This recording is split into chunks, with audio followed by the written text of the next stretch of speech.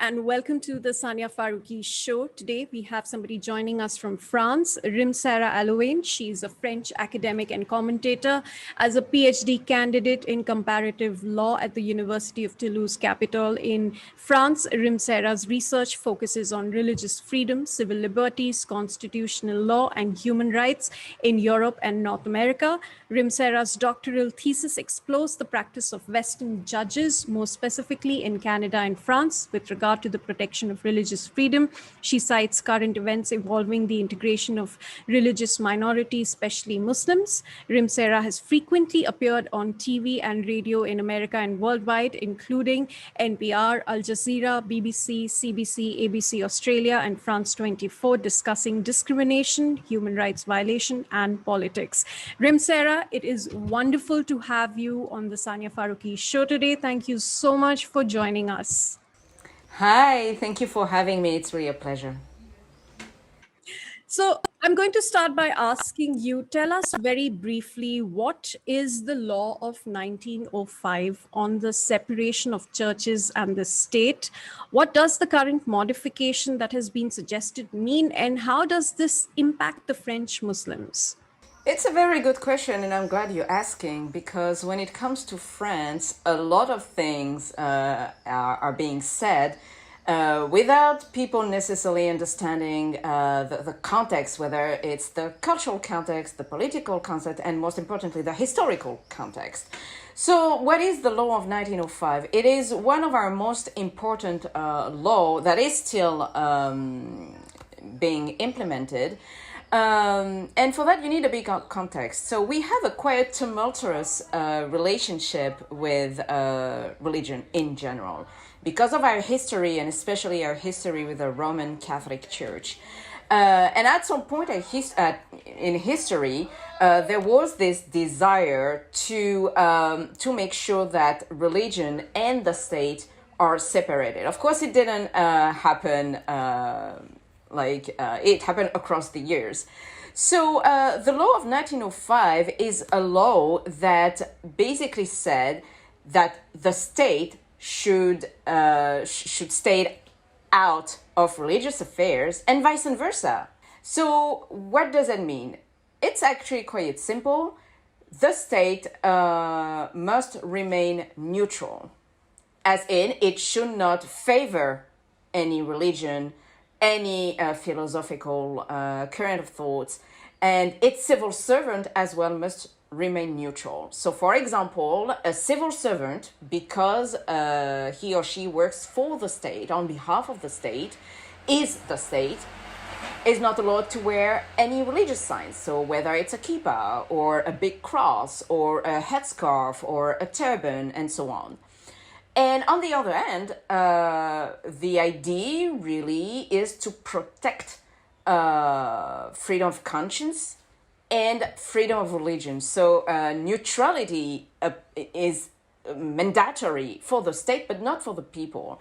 And that's where you have the notion of laïcité coming out of it, this idea again, that the state has to be neutral.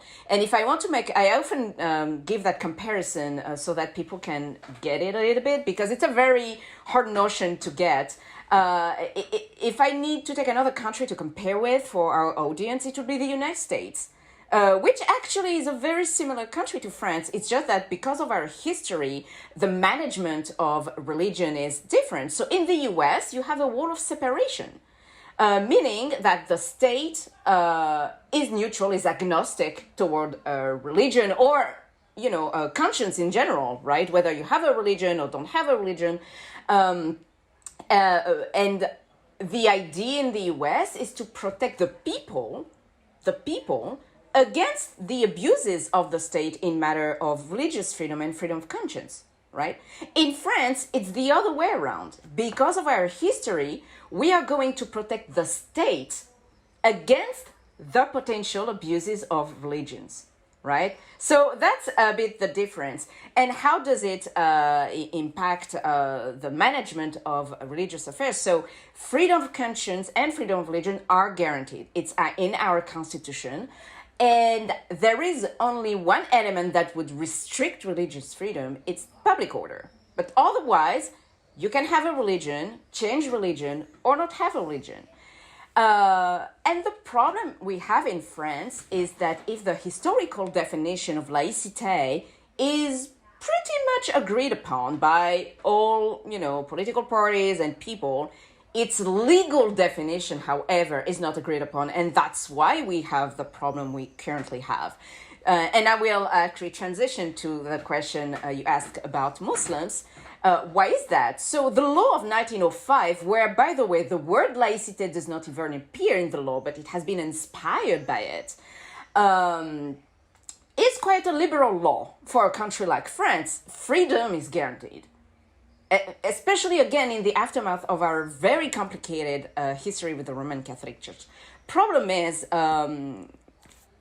fast forward, you do know we have a colonial past, pretty bad one, and the face of France changed, especially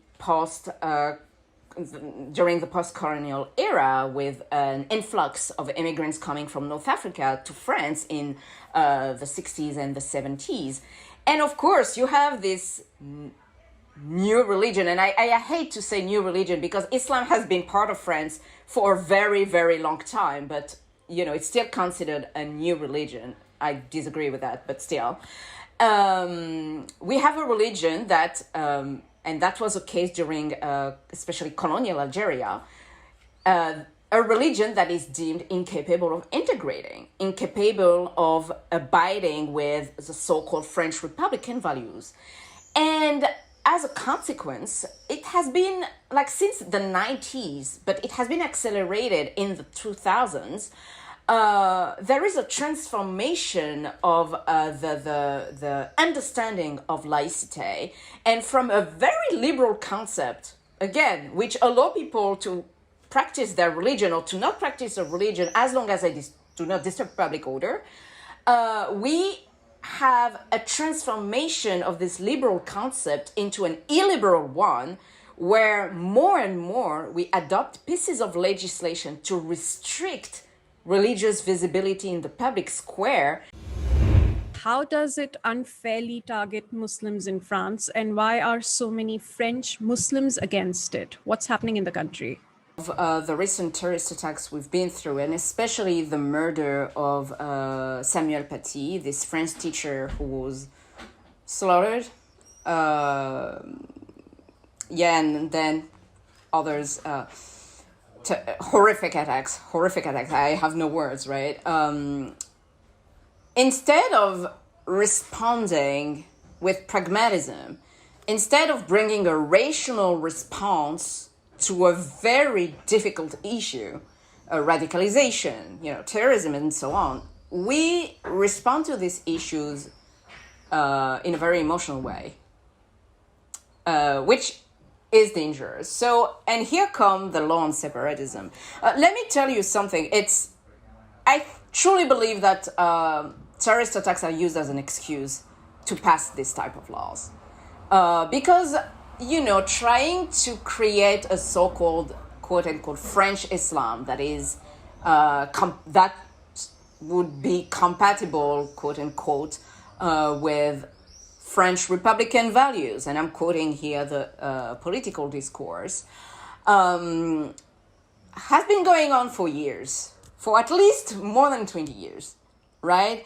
So again, we have a terrorist attack. How do we answer? Instead of actually fighting terrorism, instead of actually fighting radicalization, we are going to organize Islam in France and amend a law that actually has been doing its job since 1905. So the so-called law on separatism, and again, I don't know what separatism is. This law has a whole list of amendments that not only restrict civil liberties, but will also extend the law of 1905 on limiting religious freedom. So I'm going to give you an example. So yes, of course, the law is not, the title is not, technically the title right now is Law Strengthening Republican Values. But it has been, the title changed 50 times, so I can't keep up. So it might very well change. The Senate added separatism again, then the National Assembly removed it, and then it's going like back and so. Let's call it law of separatism for the sake of simplicity. Of course, the law is not a law reforming Islam or law. It would be discriminatory. So the law is equal because it will apply to everybody, of course. But when you look at it, the devil is really in the details. It de facto will affect Muslim groups. I'm not saying it won't affect other groups because it will. It absolutely will. But the groups who are already in a very difficult position will be even more in a difficult position. So a couple of examples in this law, the law planned to extend religious neutrality to employees working for a private company that has a contract with the state, which was not the case, or at least there were some difficulties of like certain company who would be like, it's a mission of service or public service, so technically laïcité applies to you. But it was very fuzzy and confusing, and right now they want to extend that type of religious neutrality. Can you imagine you work for a private company, let's say you're a maid or a garbage collector or whatever, you will have to be religiously neutral because your company has a contract with the state, right? Another example regarding freedom of association. Freedom of association will be completely dismantled. I'm not even sure the amendment will pass the test of constitutionality between the Constitutional Council. It's outrageous. So we have what we call the Law Valdez-Rousseau of 1901 on freedom of association, which is one of the most important law in this country because if you want to know the level of democracy and freedom you have in a country, you take the temperature with many elements, freedom of association being one of them. You should be free to create your own association because it's an expression of the people, group of people, etc. To make it simple, because it's very complicated, now, if Muslims, because Muslim association will be mainly targeting, want to create an association, they will have to have the approval of the state. But, for example, by abiding with Republican values. What does that even mean, right? So, of course, it's tempting. Yes, of course, anyone should abide by Republican values, of course, but imagine 1 second. Let's say equality between men and women is indeed a Republican values. It's the principle of equality is constitutionally recognized and so on. We say that your association does not recognize, equality, gender equality. We cannot grant you funding, or we cannot subsidize you. Imagine saying that to the Catholic Church. Oh, your religion does not respect gender equality. You don't have female priests. And of course, it won't be the case, right? And my point being, there are certain things that we are asking that basically make the state interfere with religious affairs. So another example, your religious association has to abide with human dignity. Except that in law, there is no agreed definition upon the term of human dignity. Which means if you have a right-wing préfet, so the representative of the state at the local level here in France, is anti-LGBT, right? An LGBT association will want to open like an organization to defend the rights of LGBT. I'm giving another example than Muslim just to show you how it affects the whole freedom of association thing. The préfet will be like, oh, your association does not respect human dignity. I'm not subsidizing you. I'm not allowing you to open that. So it's very discretionary. So it gives a lot of power to the state without any possibility to counter it.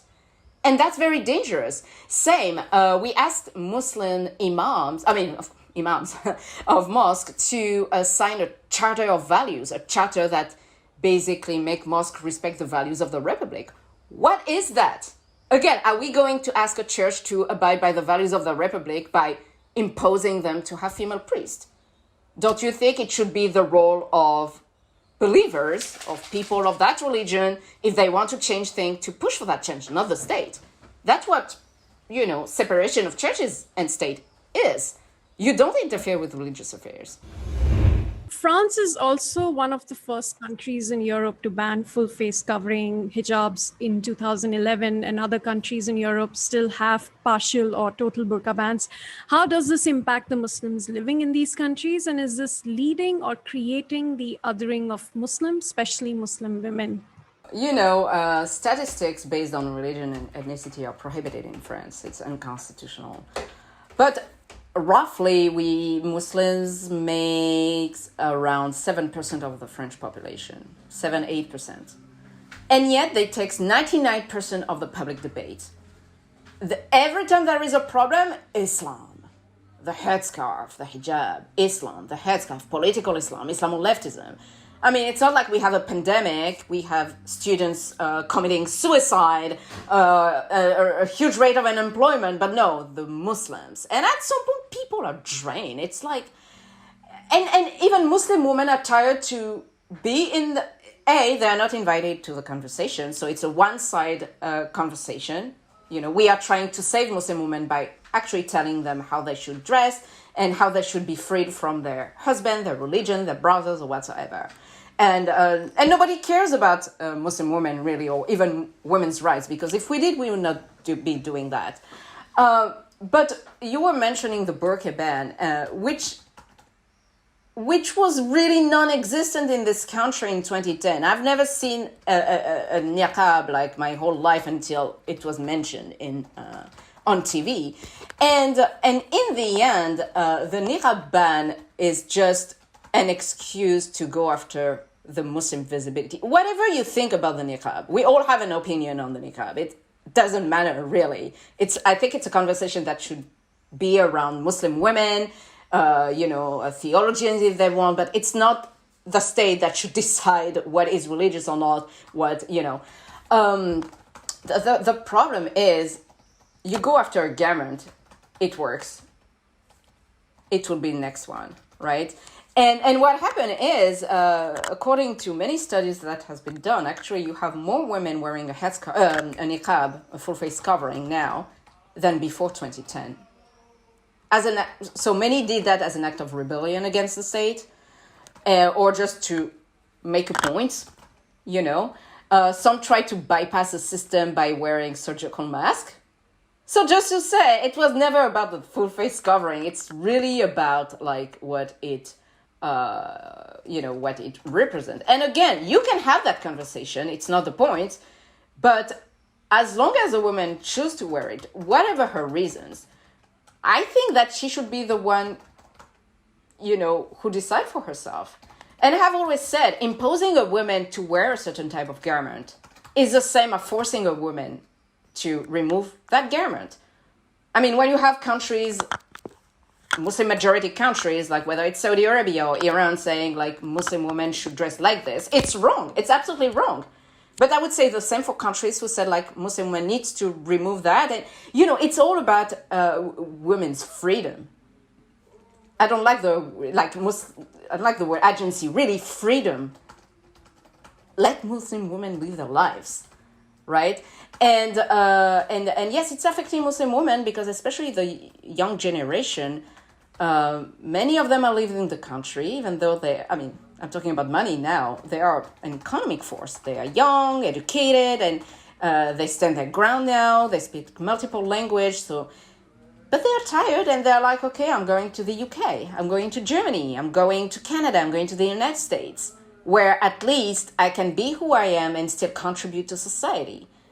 And which is extremely sad because we are losing a part of our citizens because we still believe that because their Muslimness prevent them from being citizens, which of course is not true. So my next question is, what is political Islam and why is the French government all ready to declare war on it? Is this really a big concern in Europe right now? What is political Islam? I have no idea. And I'm going back to that. So I do law, and for me, words matter, right? Because a single comma can change the meaning of a sentence, right? If you really want like a beginning of definition that I don't even agree with, if you want, political Islam is like an interpretation of Islam as a source of political identity, basically, and certain type of actions.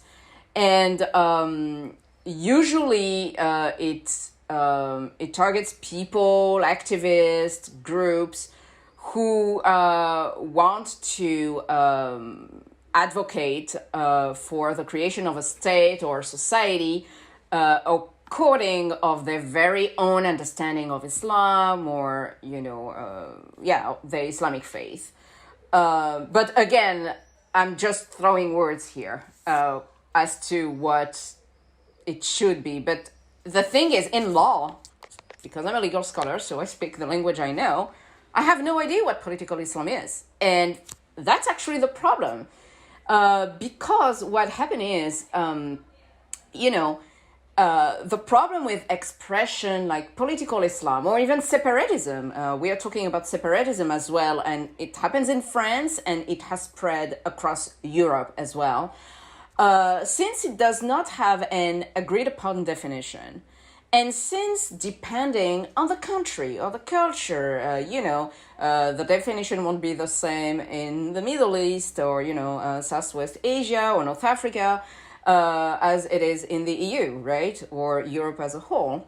It can mean anything and everything. What does that mean? The notion is so fuzzy, so blurry, that you can include in political Islam or separatism anything you don't like and that you want to ban or restrict. And that's extremely dangerous. So, for example, in France, the mere idea of wearing a hijab is considered by some, whether in the right wing or the far right, or some in the left as well, as a sign of political Islam, as a sign of separatism. For some, eating halal food is considered an act of political Islam or separatism. As you can, you know where I'm getting in, like here, right? It's extremely dangerous. So what happened is, or even like holding conservative beliefs. Being a conservative doesn't equal being a terrorist, right?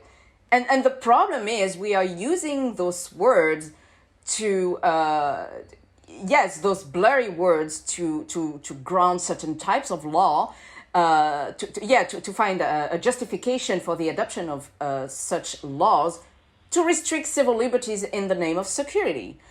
And unfortunately, it has been going on for a while, and it's really playing with people's fears. France has been going through a lot, like hell and back. We have had terrorist attacks since the 90s, and we have them more and more. So, of course, people are afraid. And we need to tackle terrorism. We need to tackle foreign interference. Don't get me wrong, but not at the cost of our civil liberties. Because I believe that it's in time of crisis like this that civil liberties need to be reinforced. Unfortunately, we are falling into the trap of using very blurry terms that are very political in the end, because it panders to a certain type of electorate, especially the far right, that you need to reassure. And don't forget, we have a whole cycle of election coming, like this June with the regional elections, the departmental election, and next year with the presidential election. So we keep repeating those words, and of course it attracts a certain type of electorate, right? And it's deeply, deeply concerning because, again, like I said previously, we are passing laws that are directly restricting civil liberties and rights and freedoms. And when it affects one group, at some point everybody will be affected, but that people don't necessarily see because, it's okay, the law won't apply to us, it's to fight political Islam. it's to fight separatism, so it would be just for the Muslims, basically. The reality is, yes, the law is designed to tackle a certain group of people, but once one group is tackled, you know history, others will follow. It's interesting what we just discussed, because an official in the French president's office said the bill was not against Islam, but against people who, in the name of wrong or reconstructed version of a religion, behave in a way which is contrary to the Republic. We've also heard the usage of the term Islamoleftism. Do you think these are all tools and narratives used by government officials to go after critiques? Of course. And Islamoleftism, by the way, is another term that really is conspiracy theory material. No, of course, and actually Islamoleftism is a very good example of it. Islamoleftism is a very, I call it a cryptic concept because it really is. It was first coined by Pierre-André Taguieff, who is a French philosopher, to basically designate the alliance between Marxist and radical Islam, especially to, originally it was to designate this idea of this use to fight imperialism, and so on. So it's a very dodgy one. And one thing leading to another, this concept was used by Pierre-André Taguieff and the ultra-conservatives to go after really anyone who works in the field of discrimination, post-colonial studies, gender studies, and so on. And so, like I said, this concept was completely distorted, and really to discredit progressive thinking within academia. So in the end, if you work in this type of fields and, for example, you disagree or call out the government on certain pieces of legislation and so on, you are deemed siding with terrorists. And unfortunately, what happened is our Minister of Higher Education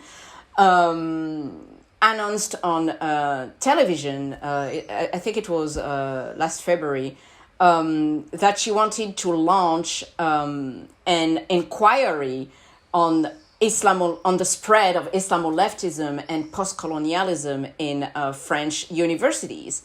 And, it reminded me of the attacks on academics in the 30s that were accused of being Judeo-Masonic. And in the 40s, those academics were arrested and, it was a Vichy regime, so sent and killed, right? So there was a purge of university at that time. So we went from Judeo-Masonic, or even before Judeo-Bolshevism, right, to today Islamoleftism. So academics are being targeted, even within academia, even within a unfortunately very loud part of academia, who refuse this idea that we live in a globalized world and that, there are certain type of study that are necessary today to address certain issues, discrimination, gender equality, and so on. And post-colonialism study, which is a huge taboo here in France. Again, we have a complicated history with colonialism that we still haven't addressed or even solved. And so she said she wanted to launch this inquiry with the CNRS, the Centre National de Recherche Scientifique, which is our leading academic institution here in France. And the CNRS called out the minister and said, there is no way we are doing that because your assertions are, basically it's fake news, right? Nothing is proven scientifically. Islamoleftism is not a scientific concept.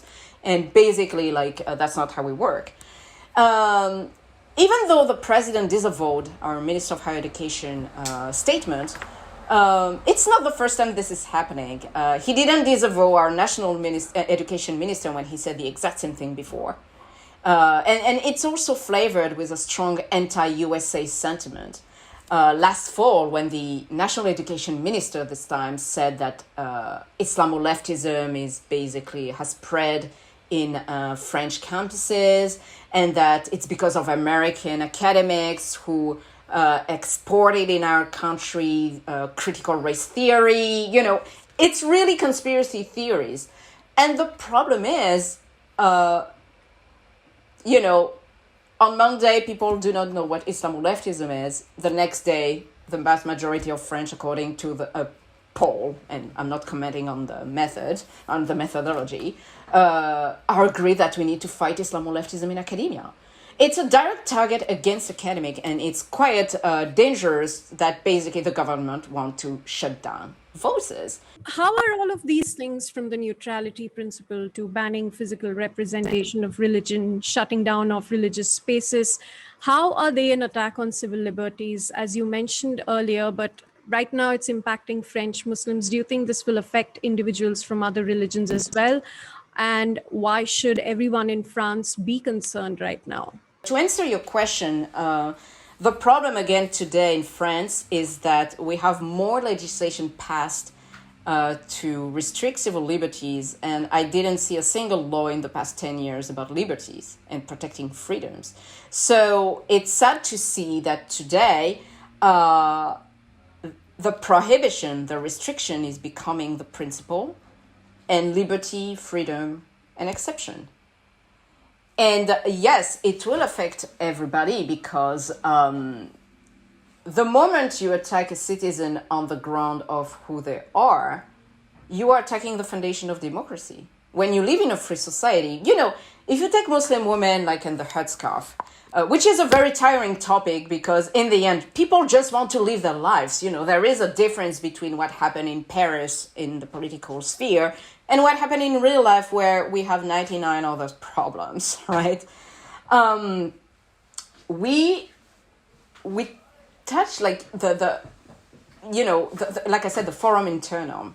You are saying someone, because of the way you look, you cannot be a citizen. And in the end, it's less about religion than it is about what does it mean to be French today, right? Because nobody is going, and fortunately, after nuns walking in the streets. And again, I'm not saying that, the Catholic, we are not exactly famous for our tolerance towards religion if you look at our history. But all religions will be affected. And actually, you know, the law on separatism, you had Christian leaders who raised serious concerns. Also Protestants, saying that it is dangerous, that you are taking a path, you are reaching a point of no return. I believe we have crossed the red line a long time ago, but it sounds like we keep pushing, right? And if we let that happen, we will have other restrictions on freedoms. And if you look more globally, you know, not just Muslims, but we have another law that is being debated and extremely controversial on global security. For example, preventing journalists from filming cops when they are, during protest or, you know. That was a direct attack on freedom of the press. And just recently, I think it was last week, the Council of State said that it was contrary to the law and it was illegal to do that and rejected said amendment. But still, I mean, the point is the government tried to push for it, and you know what? Both chambers agreed upon that. And I think the problem is we have, and I will conclude by that, a hyper-securitization of civil liberties. We see everything through the prism of security. And when you think that security prevailed over... I mean, of course, we all want to be safe. I'm not against security or whatever. We need security, but more we need civil liberties because you only can be safe if your freedoms are protected and guaranteed. On that note, we are running out of time. So very quickly, my last question to you is how much of all of this that's happening will impact or influence local non-Muslim French citizens, considering there are French presidential elections in 2022? Do you think the narrative that is being set through the separatist bill will also be used as a political tool to win votes? Oh, it's always like this, of course. I mean, even if you look at throughout the history of different legislation that passed, there is always an election in the corner, or a reform that is a social reform that has nothing to do with religion or whatsoever, but a social reform that is so unpopular. Oh, it's the distraction of, and we have another problem. So yes, absolutely, we pander to the far right again, and which worries me, because I still find it extremely concerning that to be able to win an election, you need to seduce ideas that are despicable, and people who agree with those ideas, which is the far right. And one of the issues we have here is really, I always say that the far right might not be in power, but its spirit is. As far as I'm concerned, Marine Le Pen might not be president, but she already won. Because quite literally, we are applying her program. And you know what? And I hope it won't be the case, but if she's elected president one day, we prepared everything on a we are going to give her everything on a civil platter. Everything is ready. We prepared the field. All she would have to do is basically put into place her ideas, which are extremely dangerous. We have a rise of white supremacy in this country. White supremacy is growing, and we are not paying attention until it will be too late. And again, what kind of country do we want to be? The country of liberty, equality, and fraternity, or the country well known to go after people because of who they are? Because in that case, there is no liberty, certainly not equality, and I'm not sure about fraternity. Okay, Rim-Sarah, on that note, I'm going to thank you. We are delighted that you were able to join us and have this fantastic conversation. So thank you so much for coming on the Sania Farooqui Show today. Thank you so much for having me, and I wish you all the best. Thank you. And for those of you who've joined us, thank you so much for watching. I hope you will subscribe to our YouTube channel, follow us on Twitter, Facebook, and Spotify, and also subscribe to our newsletter to get all the updates on the Sania Farooqui Show. I'm going to see you again next week.